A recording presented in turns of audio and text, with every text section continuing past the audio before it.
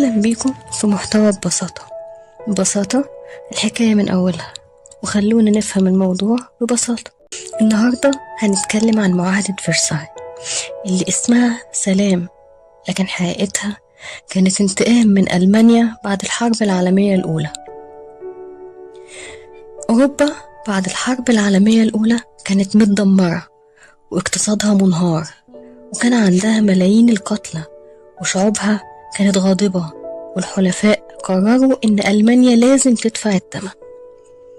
في سنة 1919 اتوقعت معاهدة فرساي بين الحلفاء وألمانيا، واللي كانت بنودها تحميل ألمانيا مسؤولية الحرب كاملة، وفرض تعويضات ضخمة عليها، وتقليص الجيش الألماني بشكل كبير، وفقدان أراضي لصالح دول الجوار، ده غير إذلال الشعب الألماني وإهانته.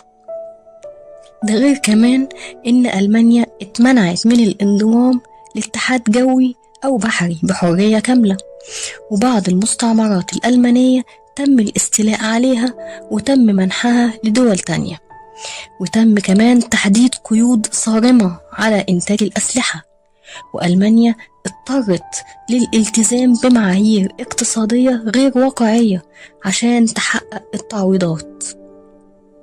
المعاهدة دي ما كانتش سلام، دي كانت انتقام مقنع. بس المعاهدة دي فشلت. طب فشلت ليه؟ فشلت لأنها تجاهلت الإنسانية وركزت على العقاب وبس، ما صنعتش سلام حقيقي، وفرضت قيود مستحيلة على الاقتصاد الألماني، وزرعت الغضب والإحباط والشعور بالإهانة الوطنية. كل ده ساعد على صعود أفكار متطرفة بعد كده، وده كان ليه أثر كبير جدا على الشعب الألماني، من فقر وتضخم وبطالة وغضب وإحساس بالظلم.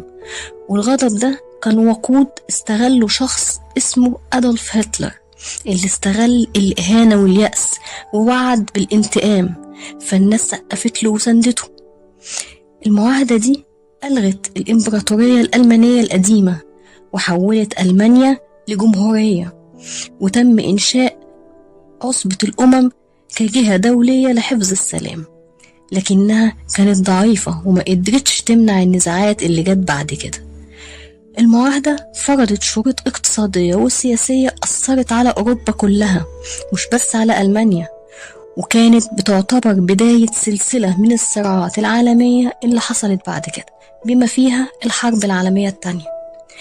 معاهدة فرساي كانت درس بأن السلام من غير عدل هو مجرد حرب مؤجلة. أتمنى يكون الفيديو عجبكم، وأتمنى تدعموني بلايك وفولو عشان يوصل لكم كل الفيديوهات الجاية إن شاء الله.